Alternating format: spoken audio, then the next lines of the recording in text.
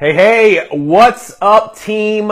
Relentless, Bob Heilig here, your virtual upline. And I want to just start off before we get into it tonight. I want to give a special thanks to Trey for inviting me here inside of this group of incredible leaders. And, I want to thank all of you that have been kind of following my training, and I know that I get a lot of support from this team and just want to express some gratitude in that area. And I'm really looking forward to sharing with all of you tonight. We've got a special training planned, and we're going to be talking about the follow-up. Trey, what's up, man?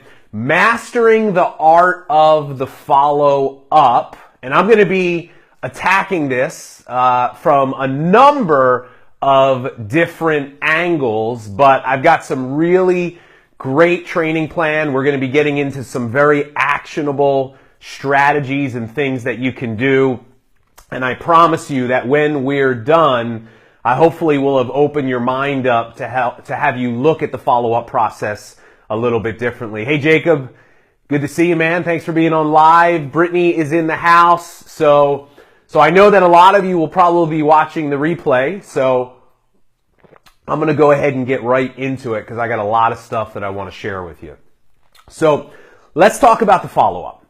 I want to start this discussion from a more of a philosophical level, how you approach this part of your business. And I'm going to just tell you, probably the biggest mistake that I see people in this profession making when it comes to following back up with prospects. And when I say following back up, I'm talking about not someone that maybe you shared your product or your opportunity with last week and you're following up with them as part of the exposure process.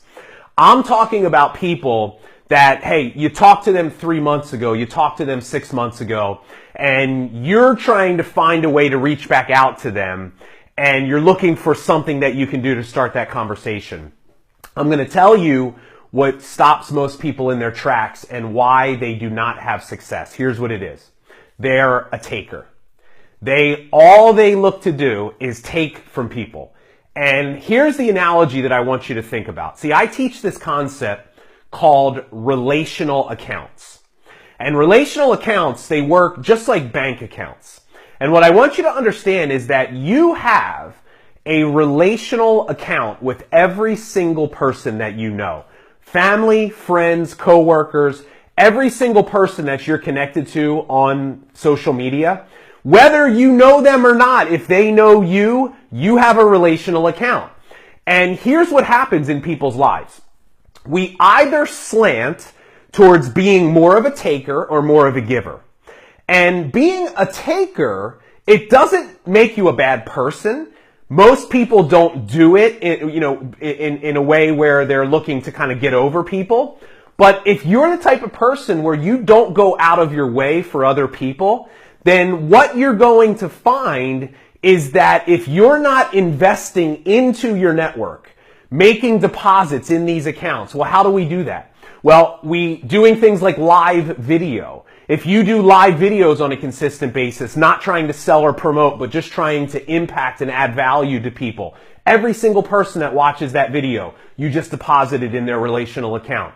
If you're generally there for people, right? The question that I always ask my students is I say, look, when's the last time you called someone on the phone that you know and it wasn't trying to prospect them or sell your stuff?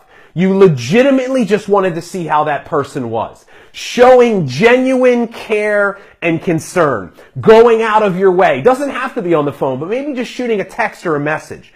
See, when we do these small little things, when we live a life that is more outwardly focused, what we do without realizing it is we're investing into our network. We're making deposits in all these accounts. And one of my biggest aha moments that I learned about this business is that our network determines our net worth. And here's the sad reality that a lot of people face. They're not a giver. They don't go out of their way. Look, I know this because this is how I started my business. I never considered myself a bad person, but I didn't go out of my way for other people. And here's what happens. The moment you join your business, you start to approach your family and friends and people that you know. You sharing your product or you sharing your opportunity is the equivalent of you looking to make a withdrawal from that account. And here's what I'll tell you. If you ain't deposit any money in your bank account and you go to the bank and you give the teller a check, don't get pissed off at the teller when they tell you they can't cash the check because you didn't deposit any money. But this is what we do. See, we join our business and what happens is we either we reap the rewards or we pay the price of the life that we have lived prior to joining our business. And I'm telling you, a really big problem for a lot of you, if you're struggling, is you're not giving and you're not investing enough into the people that you know. Here's a good example. If every time you follow up with someone, it's just to say, hey, I want to see if it's better timing, right? Anything changed? I'll tell you what, the answer is going to most likely always be no. Here's a different approach. Let me give you an example of what you could do differently. How about if you did something like this? How about if somebody told you no today and you started looking at no, not as the end of the process, but as the beginning of the process. See, when somebody tells you no, what they really mean is not yet, not now. Timing's not right. So what if you started looking at no as, okay, game on. I got to start investing into this relational account. What if you did something like this? What if a few weeks later or a month later, you reached out to that person and you took enough time in the process of prospecting them to find out what they actually, the problems they had in their life. And maybe one of the things that they told you was they don't have enough free time. But they didn't say yes to you, and that's okay. What if you reached out to them a couple of weeks later and you said, hey, Stephanie, look, I was thinking about you. I came across this video, or you know what? I actually did a video the other day, and I was talking about something in the area of time management. It made me think of you. I wanted to share it with you. Or, hey, what if I've got a book? I want to send you a book, right? Would it be worth a $10 investment sending a book to somebody that you consider a great prospect to help them actually enhance their life in some way? Maybe it's something just as simple as sending a little note or a text, right? But here's the problem is if all you're doing when you follow up is you're trying to take, hey, is it any better, right? This is a philosophical issue. I teach a philosophy that I created a year ago. It's called legacy leadership. And the legacy leadership way of building a network marketing business is totally different than what most people do. See, this philosophy of legacy leadership that I teach says this, that the income that you earn in your business will be a byproduct of the impact that you make in the lives of other people. And I'm going to tell you why people struggle, because they only focus on what they can get. They only focus on paying their own bills. And look, I get it. When I joined my first network marketing company, I was freaking broke, right? I had no money. So it was only natural for me to focus on my own bills. How am I going to pay my bills? How am I going to quit my job? But because I was only focused on myself and I was only trying to take from my network, that's why I struggled for almost 2 years in business. And then I learned this thing called the law of reciprocity that says the more you give, the more you get. And I said, I'm going to have faith even though even though I'm broke, even though I've got to pay my bills, I'm going to start focusing on other people's bills. I'm going to buy into this idea that if I can give more, if I can start living a life in service of others, if I can genuinely, from my heart, want to help other people, the more I made it about them, all of a sudden, results started showing up. Here's a good example of what I'm talking about. One of the things I want you to understand is this. You need to stop trying to sell people an opportunity. Right? How many times have you said, I just can't get them to see the opportunity. I just can't get them to see it. Well, stop selling them an opportunity, because I got news for you. People aren't looking for opportunities. You want to know what they're looking for? Solutions to their problems. See, I spent almost 2 years selling an opportunity. Look how great this is. Look how much money you can make. Look how great this product is, right? But it was really all about me. I wasn't taking the time to slow down, get to know them, find out what's missing in their life. What problem do they have that I could present my products or opportunity as a solution to? Look, people are not sitting around that talking to their husband or wife and saying, honey, I wish one of our friends would just reach out to us with a network marketing business because I know our lives are already crazy. We have no time, but I would love to start a network marketing business. Wouldn't that be great? See, but this is what you do. You come at them selling, pushing your products and your opportunity.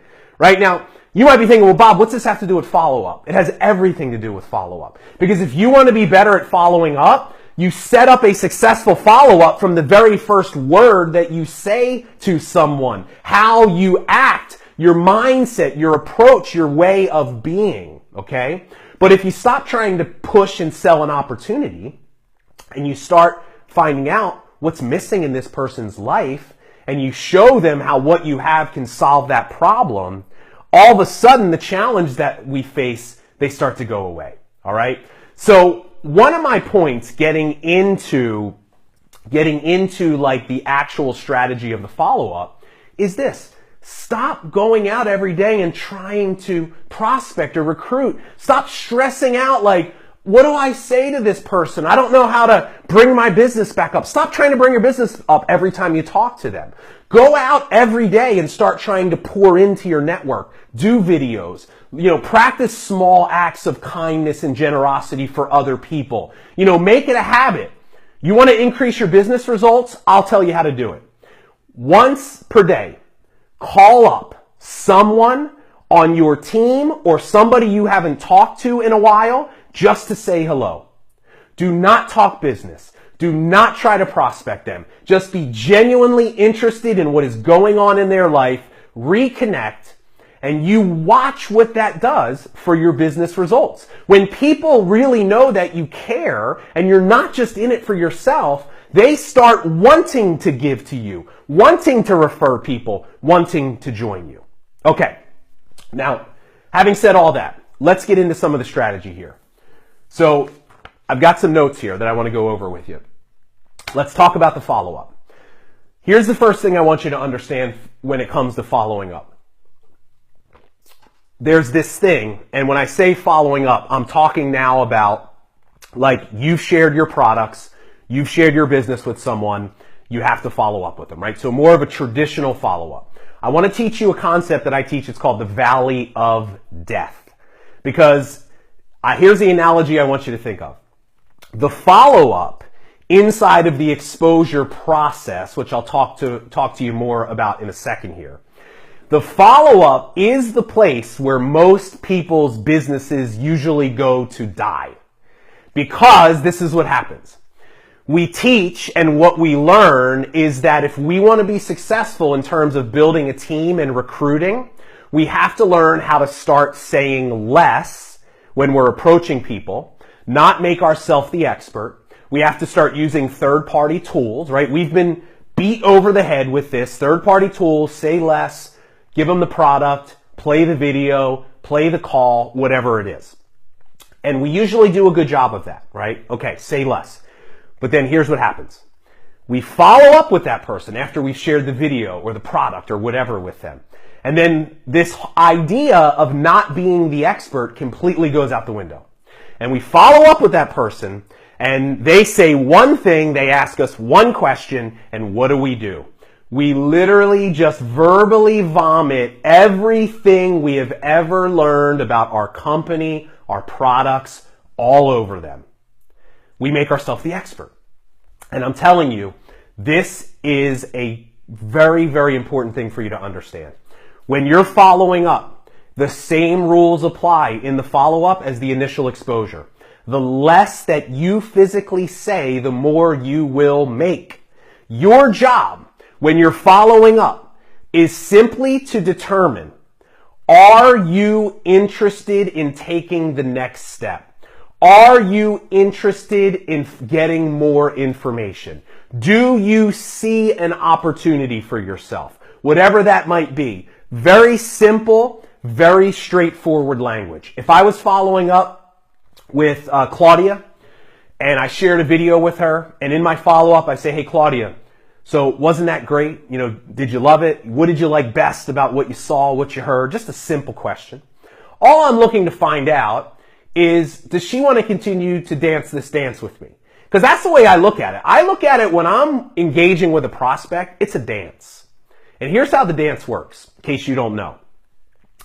And it's almost kind of like dating, if you think of it like this. If your prospect feels like you need them or you want them too much, it makes them want it less. You start leaning into them, right? You invade their personal space, right? You start close talking them, like really like jumping on them. You got to do this, right? Makes them want it less.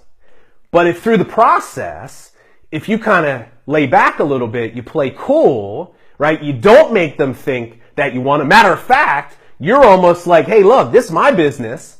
I'll tell you what's supposed to happen. And if you're not willing to do it the way that I want, maybe this isn't for you. You start pulling away a little bit. You don't give all the information willingly and freely.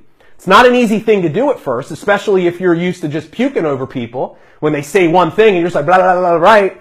It's hard to say less, but if you can keep your posture, here's what happens. It starts creating more curiosity. People start wondering more. They want it more. So we have to learn how to kind of play the dance in a way where we don't push people away, okay? But in the follow-up, to avoid the valley of death, here's what I want you to think of your job is. Your job is to find out, is this somebody that's interested in taking the next step? And you need to use each follow-up, each instance where you're following up, use it as an opportunity to build a relationship and a rapport with your prospect.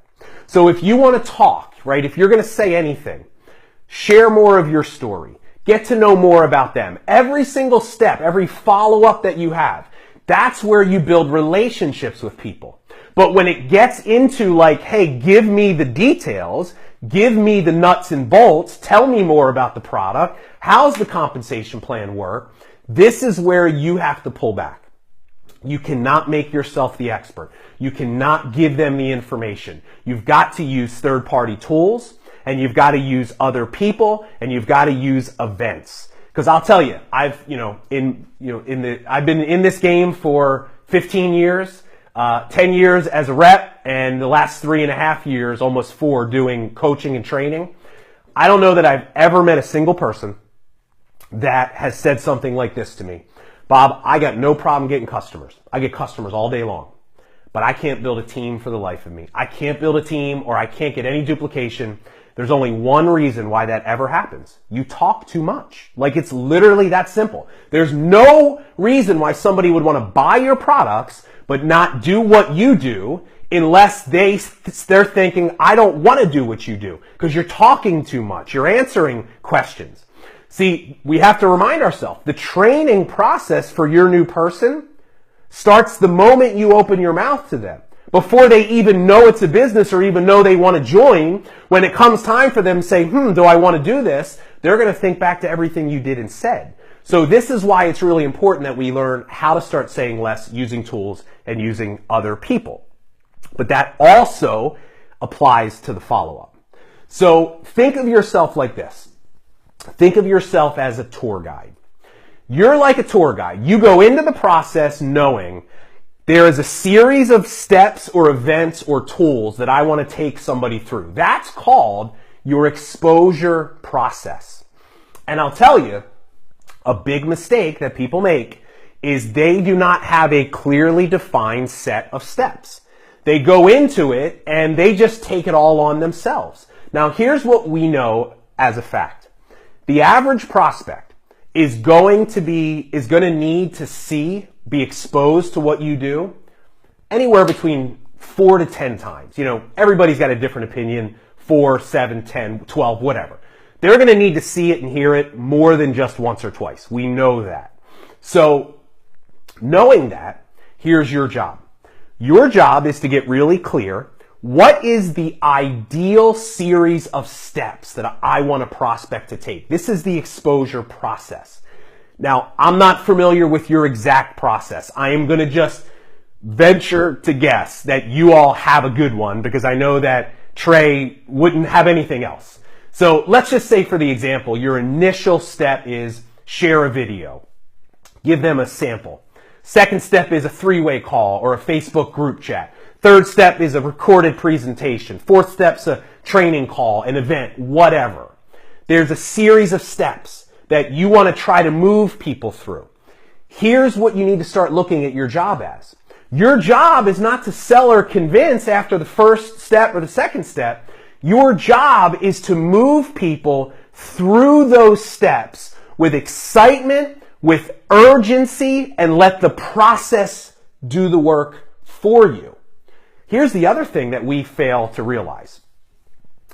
A big part of your prospect determining whether they're going to say yes to you is whether they think they can do what you're doing. And I got news for you. There's one of two scenarios. You either have a people-dependent culture, and people-dependent cultures are there's no system. It's let me explain it, let me answer the questions, let me just do everything till I can get you to sign up. That's what chases people away. A system-dependent culture is this. Every single thing is a step. Here's what we do first. Here's what we do second. Here's what we do third. Now, here's the key. And look, if you get what I'm about to share with you, this is so big. What I would be doing if I had a prospect, as I was taking them through these different steps, now I know in the back of my mind that there's a number of common objections that I get. People are going to say I'm not a salesperson. People are going to say I don't have time. I know these objections are going to come. So what if you did this? What if Cassie was my prospect? And I was taking her from, I shared the tool with her and I said, Cassie, you know why I love this business so much? I don't have to be a salesperson. I don't have to know the information. I don't have to be an expert because we have a system, just like McDonald's, we have a system that will actually make the money for you. All you have to do is put people into it. Just like that's what that video is for. And hey, here's the next step. I want to get you on the phone with Trey, or I want to get you in a group chat. Here's the other thing I love about this business, Cassie, is I remember when I first was introduced, I'm like, I don't have time to do this. But then I realized there's other people here to support me, part of the system. And the more I realized, I'm like, man, this is simple. Like, I can do this. I just got to share people the products, give them the video, have these other people help me in terms of closing the business. So I'm actually, every step of the way, I'm reminding them that this is our system and this is why this business is so simple. But if you don't have clearly defined steps, people are going to struggle in that area, especially if you are recruiting up. If you are talking to professional level, successful people, they do not have a lot of time. They do not want to have to take all this on themselves. They're used to systems. It's a part of what successful businesses are built on. And if they don't see a clearly defined system in your business, they're not going to want to be a part of it. So if we know that, we have the exposure process, each step builds momentum. We want to try to move people through with urgency. Hey, do you see an opportunity? Do you want to get some more information? Great. You have some questions? Awesome. Here's the next step. And then here's what we do. We don't listen to what people say. We watch what they do. Remember, we're not selling, we're sorting. People are going to fall into one of three categories. We call them apples. Red apples, green apples, rotten apples. Red apples are people that are interested. They're easy. What'd you like best? Everything. Great. Sign them up. If you can get a couple of those in your life, you're like, thank God, I found one. Rotten apples are negative people. It don't matter what you do or say, just don't waste your time. What'd you like? Well, I don't know. Is this one of those pyramid things? Hey, thanks for your time. Next, right? Green apples are the majority of people. Green apples have questions. That's great. Questions mean they're interested. Somebody asks you a question, don't fold like a house of cards and give them every answer to every question that was ever invented. Hey, you know what, Terrence, that's a great question. Here's what we need to do. Here's the next step. You interested in getting more information? Great. Here's what we need to do next. Guide them. Take them through, right? And then watch it. If Terrence is interested, guess what he'll do? He'll take the next step. Now, here's where you have to be a little flexible in your approach, though. You go into it knowing I've got an ideal scenario. Like, I know, ideally, I want to get Terrence on a three-way call with Trey. But I also know that not everybody is going to be at the level of interest where they're willing to take that step. So I have to almost, in my tool belt, have other things I can do, other tools. So if Terrence says, hey man, I'm not ready to talk to anybody yet, I go, listen dude, totally cool. What question do you have? He says, well, I need to know more about the product. You know what? I got another video. I got a something. I'll get that to you. And then that becomes the next step in the process. And then I just follow up again and I try to go the next, but I'm letting the process do the work for me. And every single step, you're sorting people. Think of it like this. A traditional sales funnel is shaped like this. It's like, the upside down pyramid. And step number one, you're just throwing people into the top. You can get a lot of people to watch the video. But every step, the funnel gets more narrow. People are getting spit out. They're getting sorted. People watch, maybe you have 100 people watch the video. Maybe only 50 actually make it to the next step. So the funnel gets smaller. And then the next step after that, less people. But that's okay. That's the way it's supposed to work. So the process is sorting them. And as people get closer to the end, step number 5, 6, the chances that they say yes increase dramatically. But here's an important tip. The secret to success when it comes to the process of exposures and following up and moving people from one to the next. Here's the secret. If you know it's going to take 5 to 10 exposures, if you can compress the time frame between exposures. So what that means is this, urgency. I teach a philosophy called chase the business. Do not wait for the business to come to you. Chase the business. You have to, as a leader, you have to influence people. That means you get them to do something that they wouldn't have done if it wasn't for you. So I might share a video with you today, and you live in my area, and you say, I'm interested. I say, great, let's have coffee tomorrow.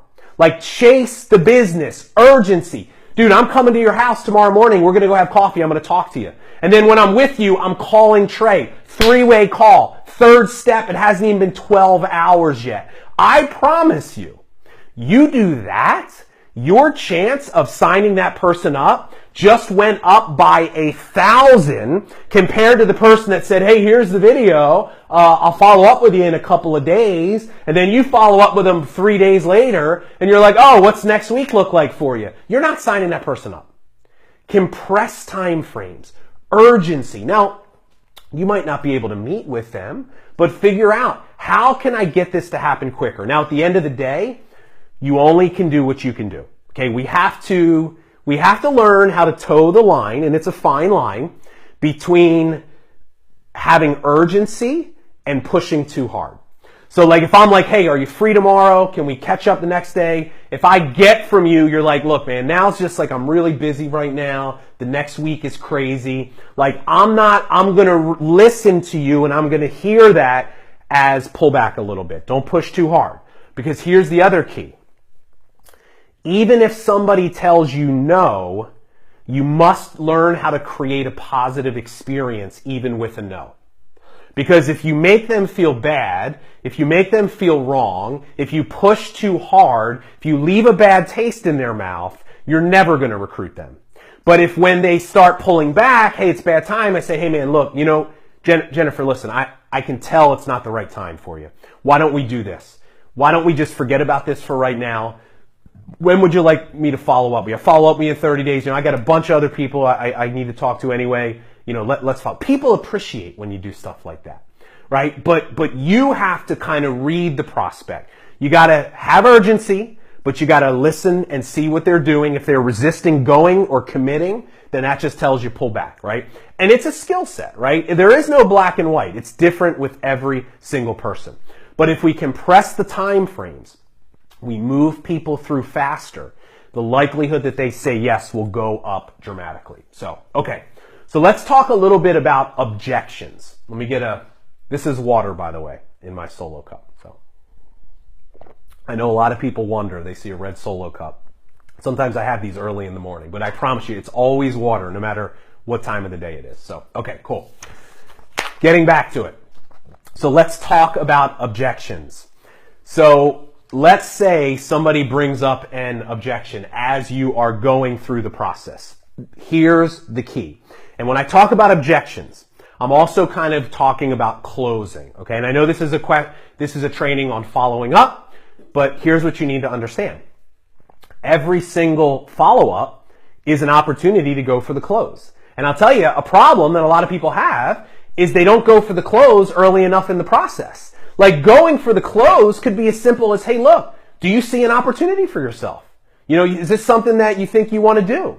Like the sooner you can ask that question, the better, because once you ask the closing question, hey, do you see an opportunity? Yes, great. Are you ready to get started? People are like, I can never say that. Why not? You tell me you see an opportunity. Are you ready to get started? Is there anything that keep you getting started today? And then they go, oh, whoa. And then they give you the objection or they give you some reason, something, okay? So let's talk about how do we deal with this?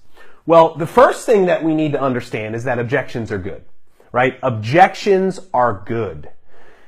But we also need to realize the first thing that people say to you is very rarely ever the real reason why they're actually, why they're hesitating. So what I look to do is this. I look to, if somebody gives me an objection, what I want to do is I want to clarify, okay? Somebody says to me they don't have enough time, they don't have the money, right? Whatever it is. Here's what I used to do. I would acknowledge what they said. Now the key is this. You can't get defensive if somebody asks an objection. A really famous one is if somebody brings up like pyramid or network marketing. People want to jump down their throats and explain to them how their company, like you can't do that. You got to remove your emotions, right? Somebody says, I don't have any time, and you want to just say, wow, hey, I'm really sorry to hear that. That sucks. So tell me more about that, right? That's all I do. Tell me more about that. They don't have any money. I don't have the money. Oh my God, man, I'm really sorry to hear that. Tell me more about that. And I just shut up. And I just wait for him to say something. So here's what's so funny. You say, hey, I'm not a salesperson. Oh man, I'm sorry you feel that way. Tell me more about that.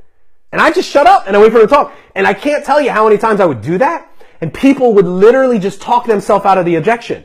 Where I would be like, I don't have any money. And they'd be like, man, I'm really sorry to hear that. Tell me more about that. And then they'd be like, well, it's not that I don't have the money. And I'm like, oh, okay. So let's talk about what it really is.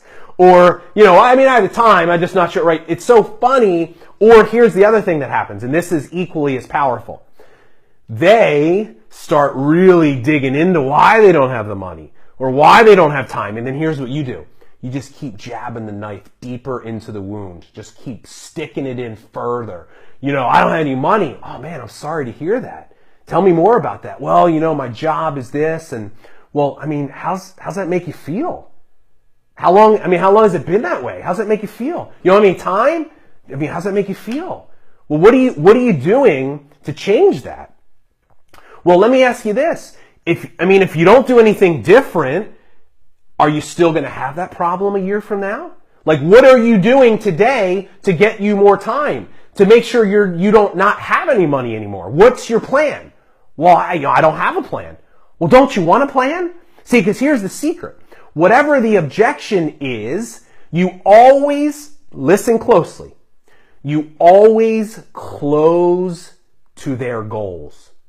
You want to become a great closer? Close to the prospect's goals. You have to get them to believe that what you are offering them is their goals. If their goal is they want more time, then you are selling them the ability to get their time back. It's not an opportunity. It's not a product. You are selling them their time. You are selling them to eliminating their financial problems. Close to their goals. Forget about everything else. This is why it's so important to find out what's missing in their life. So how that might sound is something like this. They give me the objection, and then I bring it right back to their goals, right?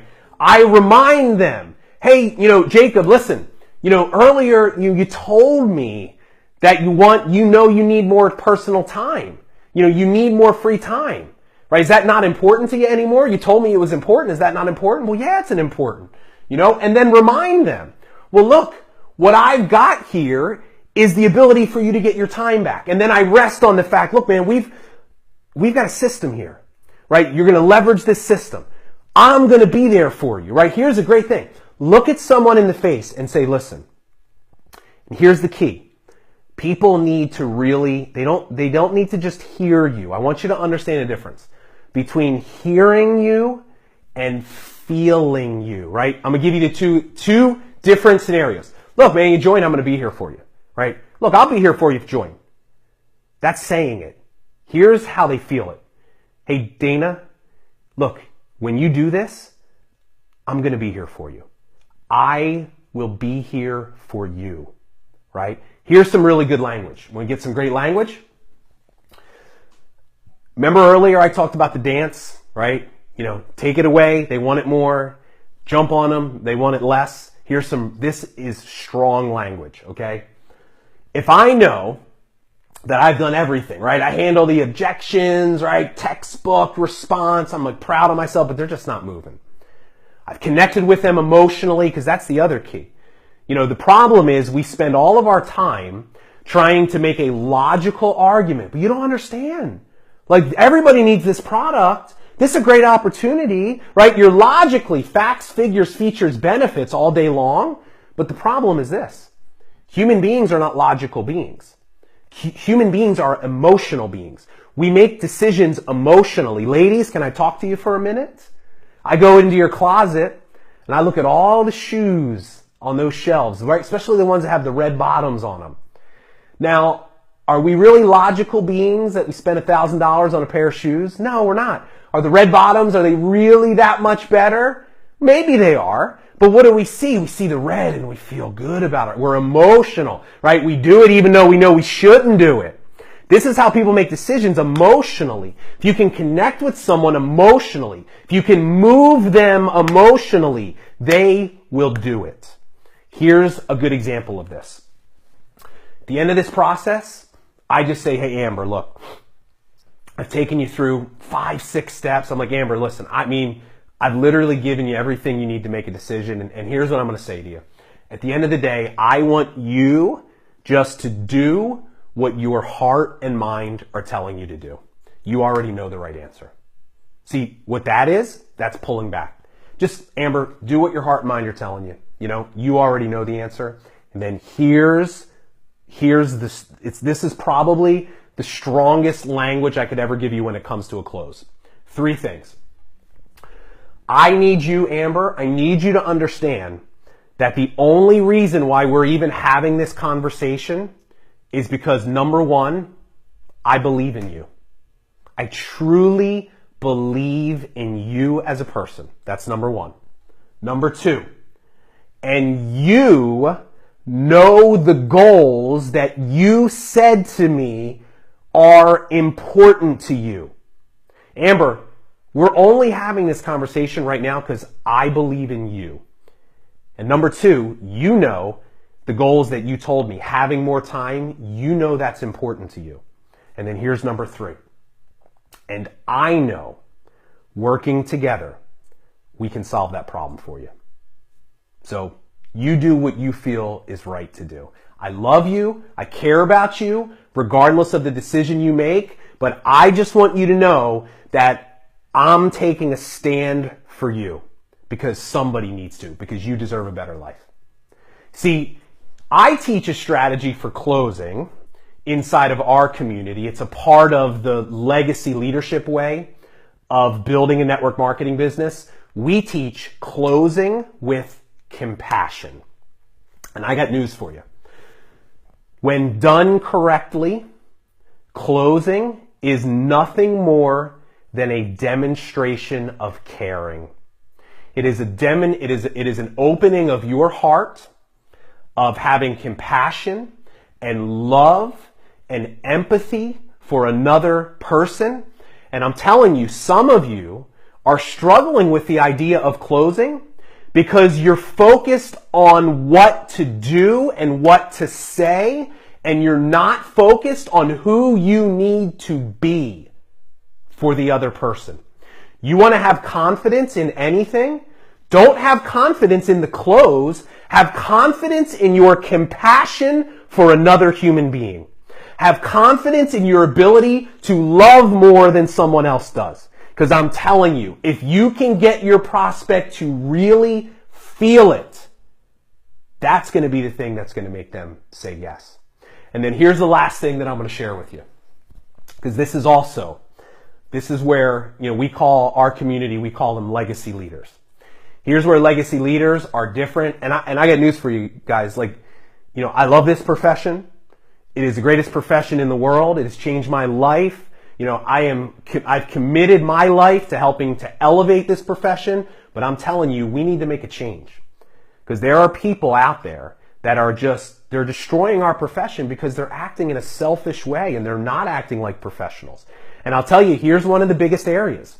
We make people feel wrong for saying no. Here's your greatest challenge. Your greatest challenge is even when it's a no, you've done everything, you've poured your heart and soul out, everything I told you, they still say no to you. That's when your real character shows up. That's when your stripes really show.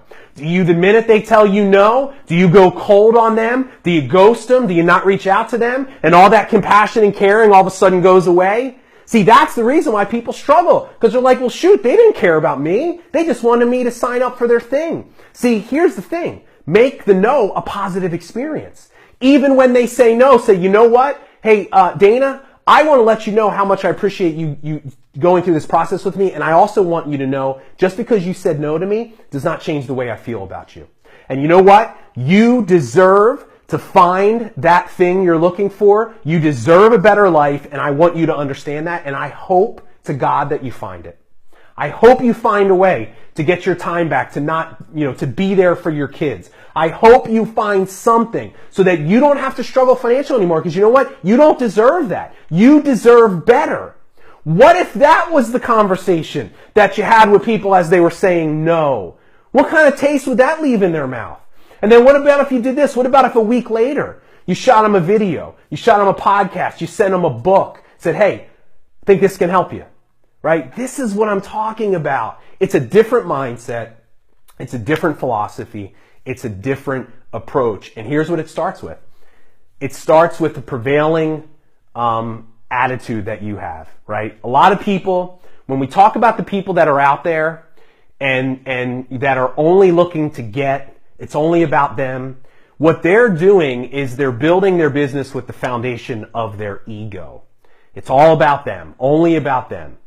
When you can, instead of your ego, when you can put love at the center of your business and caring and passion and empathy, and you're truly focused on others, and you understand, the moment you stop trying to get and the moment you start giving, you'll start getting more than you ever could have wished for in your life, and you really make it about other people, everything in your life will change. You'll start feeling more fulfilled by your business. You'll have a deeper sense of meaning behind what you do. Look, you need to stop looking at yourself like a salesperson.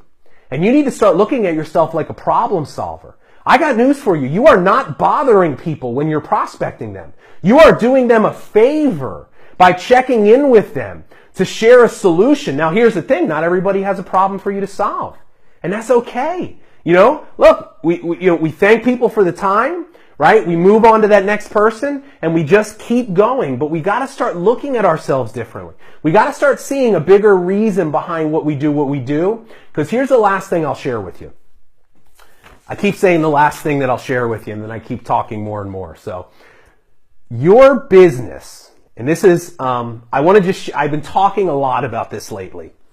And, I don't know what your beliefs are, but, I'm going to just share with you mine, because I am really on a mission right now to open people's eyes up to what this profession really is. And I'm going to tell you what your business is. Your business is an assignment from God. And that assignment is to help you grow as a person by facing your fears. Because I got news for you.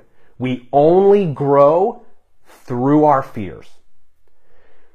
And in the process of doing that, discover the true purpose for your life. And I got big news for you. Every single person that watches this video, listen to me when I say, you have a unique purpose for your life. You were created for a unique reason.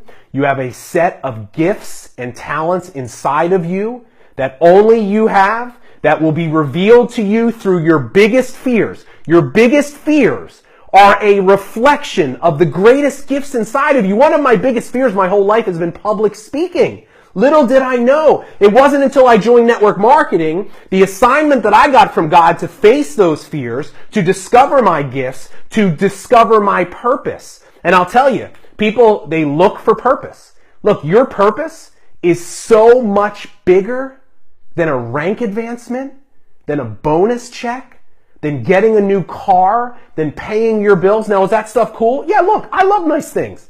I'm not anti-nice things, but I'm trying to open your eyes. There is something at play that is so much bigger here. There has never, ever been a vehicle that has been more powerful to impact the lives of other people than this profession. The problem we have is there are too many people that our egos are driving their business. They're only in it for themselves. They're destroying people's opinion of what we do. If we can start spreading this message of love and service and giving, and we can understand that one of God's greatest purposes for our lives is to be a servant. And the moment you start serving, you are realizing the purpose for your life. Things will show up in your life so much greater than anything you could have ever have imagined. And guess what? All this stuff is disguised as a network marketing business. So that's the message that I want to leave you. And look, I don't know your beliefs, but all I want you to understand is this. There is a higher power at play here, directing the steps of your life, leading you to the moment you are in right now. My question to you, what are you going to do with the assignment? Are you ready to take it on? Because the moment you can get your mind right, everything else falls into place. So, all right, cool. Well, listen, everybody, I want to, from the bottom of my heart, I want to express some love and some gratitude to all of you for spending this time with me tonight. I want to really thank Trey for giving me this opportunity. I don't take this lightly. I know, how big of a deal it is to open up your team to somebody that does what I do. So I just want to let you know how much I appreciate all of you. And hey, look, I'll leave you with this, Trey, if you don't mind. I just want to give them something to continue this conversation. I have a podcast. It's called the Your Virtual Upline Podcast. I'm not selling anything to you. But if that last part of the message that I just gave to you, if that resonated with you, I just did about a 45-minute episode on that exact thing. The title of the episode is God Doesn't Create Junk. So if you go just look up the Your Virtual Upline Podcast, listen to that message, really receive the wisdom inside of that. And once again, Trey, thanks for having me, man. I appreciate you, brother. Appreciate what you're doing for this profession, and honored to be able to spend some time with everybody tonight. So take care, everybody. Love you guys. See ya.